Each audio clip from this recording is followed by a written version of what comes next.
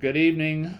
I know sometimes you guys have had a challenge when you're hosting a meeting that there sometimes is disrupted, and the meeting can get disrupted by somebody with noise in the background, or it can get disrupted by somebody purposely sharing something on their screen that other people don't want to see. So tonight, I'm going to show you how to deal with all that. My name is Patrick, and I'm here to give you a little bit of instruction on how to do it. We're joined tonight by David and TJ. I have made both David and TJ co-hosts so they can see the controls that I'm using as I'm showing them to you guys that's being recorded. So a couple of pre-notes before we start talking about all the different buttons we can push. Number one is a host for a Zoom meeting needs to have a certain attitude. And that attitude needs to be that of a bouncer.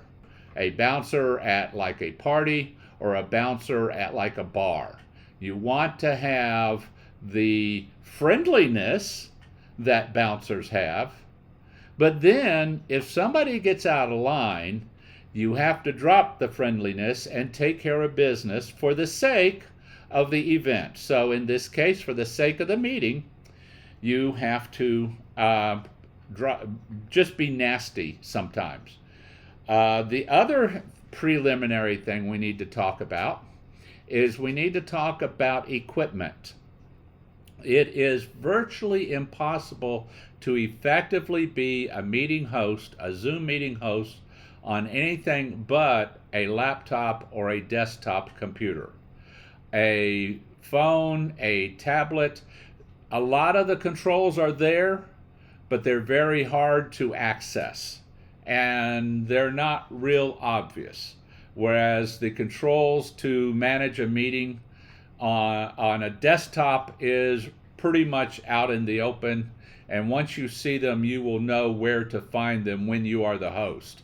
Now, some of these controls aren't visible to other people, and that's okay. The host is the person that needs to see these, or the co-host. And the third thing I want to talk about is sometimes somebody just turned on the transcribing of the AI companion. We will turn that off. That must have been you, TJ. Guilty. I was playing with the buttons. I'm sorry. Experimenting. Yeah, I know. All right. If somebody accidentally does that, then what you can do is you can turn it off like that. So we will go back to my presentation. The other thing is that it is important that you be able to pay attention to what's going on with all of the people in the room. And again, with a tablet or a small form factor device, you really can't see enough people. Whereas on a laptop, you can at least see usually at least 9. And sometimes, if you've got a desktop that has a really good video card, you can see up to 49 people simultaneously in a room if there's that many people in the room. It's pretty cool.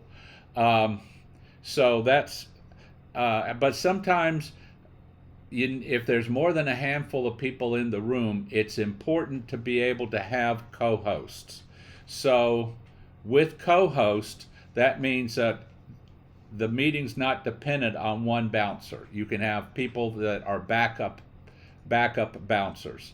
So let me bring up, how do we do that, is there is a button on, and you won't see this on your screen, but I'm showing it to my screen, that there's a setting in the settings that say allow the host to add co-host, and the co-host will have the same in-meeting controls as the host.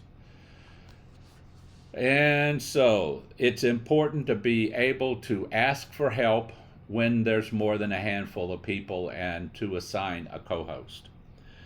All right. Now, the main focus, the main activity of the host is to mitigate disruptions.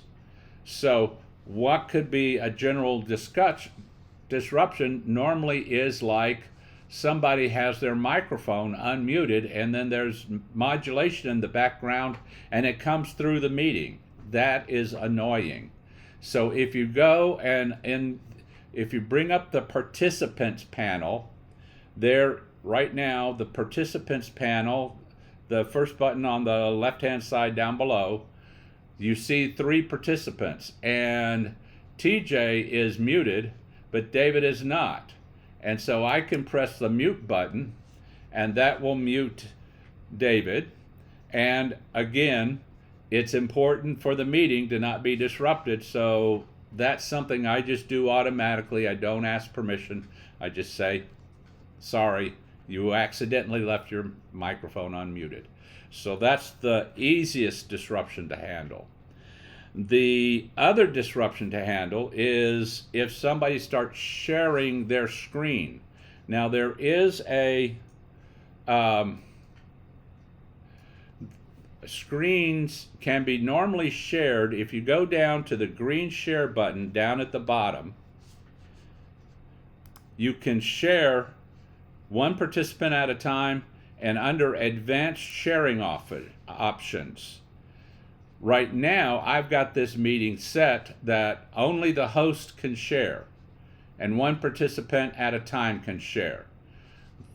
I always like to, whenever I start hosting a meeting, I'm not sure what the meeting settings are set on the account, so I like to bring up this advanced sharing options and make sure that only hosts can share. Now, if somebody else in the meeting needs to share, then you can make them a co-host, and co-hosts can share their screens too.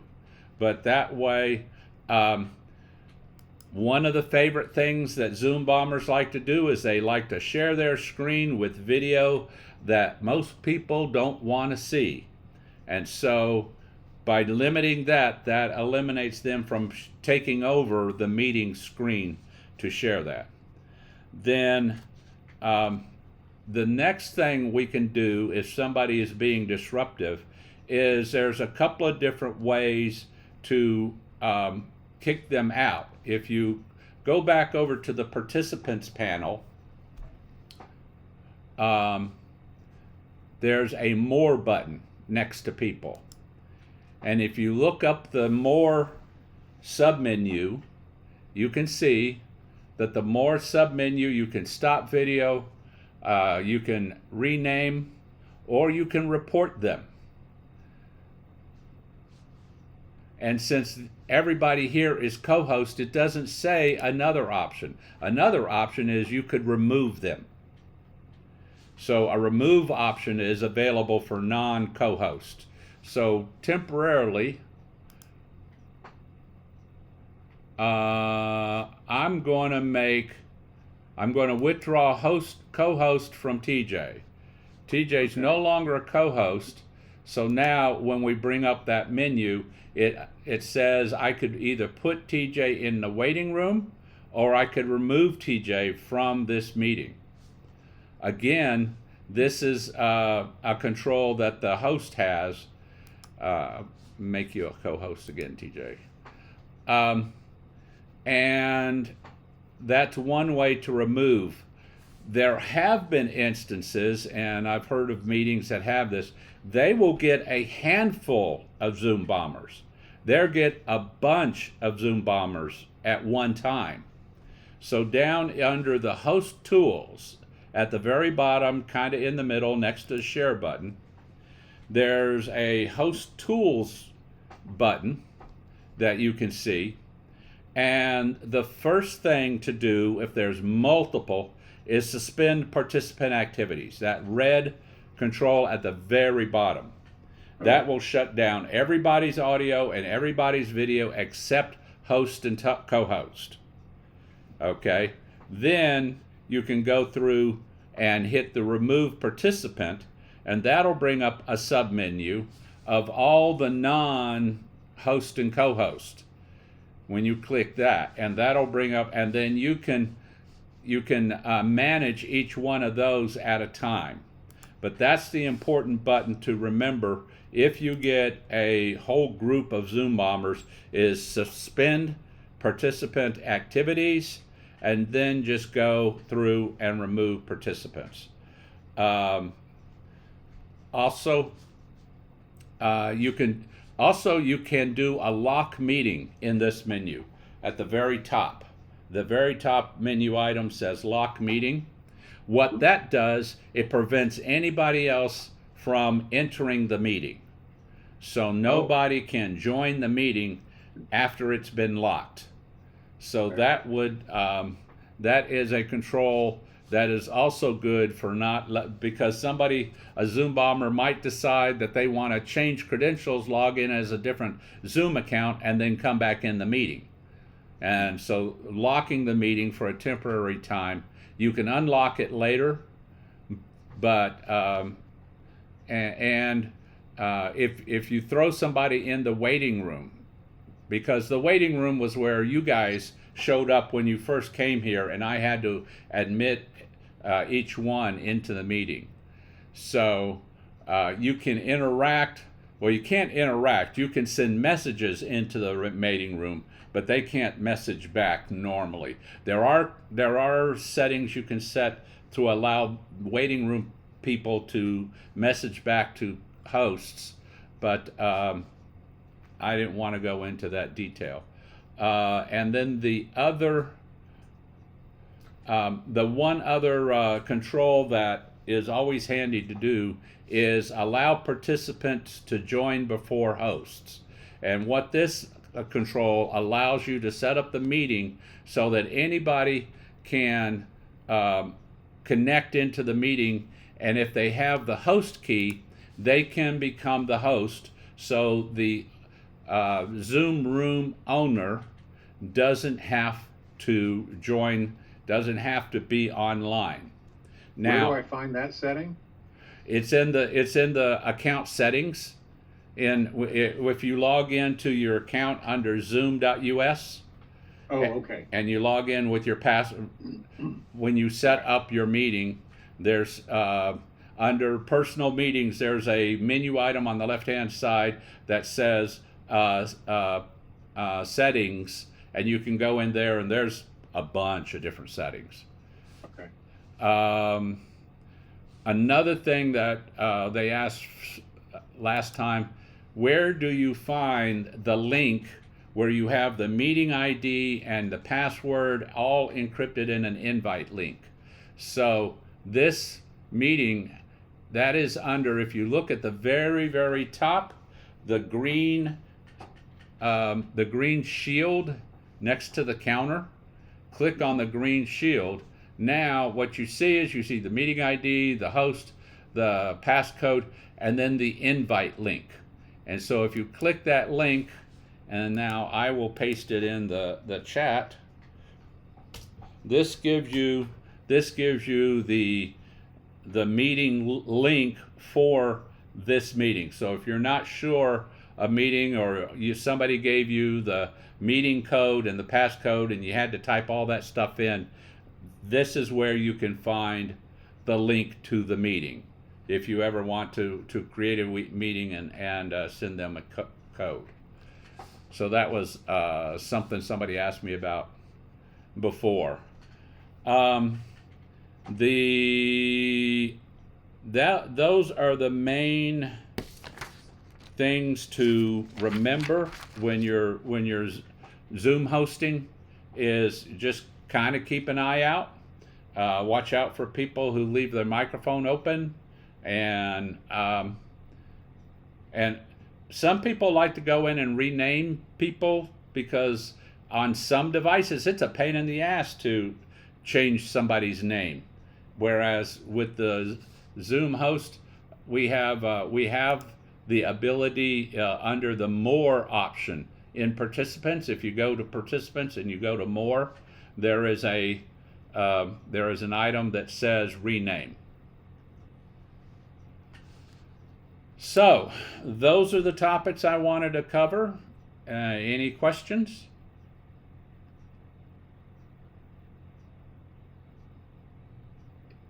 If I go into participants and find that sub menu that you were talking about. Under highlight each person. Oh, okay, gotcha. There are three little dots at the end of the line. That's I the see. more option. Got it. Okay, thank you. Mm-hmm. Good question. You know, there are two things that I thought I would comment on here. One is apparently Zoom has a noise cancellation feature. And if there are other things going on in the background and noises, you can't hear them unless they're voices. If someone else, if there's a child crying or something like that with a voice in it, then you hear that. Then you gotta mute people. I'm always, concerned about, being too much of a control freak. But in one of my meetings, I think at the beginning when they read out the script, they say if there's background noise coming from you and you don't have your microphone muted, the host might mute you. So they kind of get a heads up and they won't feel bad when they get muted. The other thing is, one of my meetings, and we've been Zoom bombed in several of the meetings I've been at. Oh, Yeah, that's for sure. And sometimes it's just one person. Other times it's a whole flock, like the Blitzkrieg. But anyway, we decided to make breakout rooms so that the regular meeting goes on in a breakout room, and the main room is where the Zoom bombers would come into, and we have one person delegated to interview the people if someone comes in, particularly in the middle of the meeting, and then let them in to the breakout room if they pass. so that's a question. How do we create a breakout room? So as a host at the bottom, there is an option that says breakout rooms. Under host tools? No. Oh, Next to apps and before show captions. Let's see. It might be under more. okay. I have a more button, and then there's a breakout room. Yeah, Okay. there it is. It's under. So you can create breakout rooms on the fly, and you can select whether you assign people to a breakout room or people can select what breakout room they go into. Okay. I would say it's simpler just to lock the room and don't So let when I anybody lock- in if they haven't come in the first 5 minutes of a meeting. Sorry about that. You need to be here on time, and but that sounds, yes. There's always more than one way to do things in computers. I would not choose that, but if you're a Zoom host and that's how you want to manage the meeting, that is an option. Yes. So if I lock the room, do I need to be sure to unlock it before I close the meeting, or is the next time I start a meeting, it automatically going to come up locked? No, it will not come up locked. Okay. There's another thing one of my meetings does is we require authentication for someone to log into the meeting. So someone has to have kind of downloaded the Zoom app and signed up for it with the username and password or their email and everything. That is another way to mitigate people making sure it kind of gives them they have to have an authenticated account that because if a Zoom bomber gets reported, then Zoom can lock that account. Yeah. So It's yes, that's another. I have not heard of a meeting doing that, but again, that's kind of raising the bar to Yeah. entry. It makes it a little harder for a newcomer to get into the meeting because they have to go through this sign-in registration process. Right. But of course, if a Zoom bomber wants to get in, they can just create a fake account, and it's like antivirus things. It's, you know, they keep figuring out new ways, and Yep. Right. But this will take care of 90% of them. Just taking these steps, having a co-host, pay attention, and being able to handle it. Probably, if you go to the extent of locking the meeting, suspending participant activities, you probably want to tell people before you do it, saying, we are getting ready, we are taking steps to mitigate disruptions, so please stand by. Okay. Just to communicate to the people in the meeting what's going on. yeah. Okay, anything else? If not, thank you so much for your participation. Thank you for doing this, Patrick. Yeah, thanks. It's All always right. good to learn a little more. All right, well, y'all have a great night. You as well, sir. You too. Thanks, Patrick.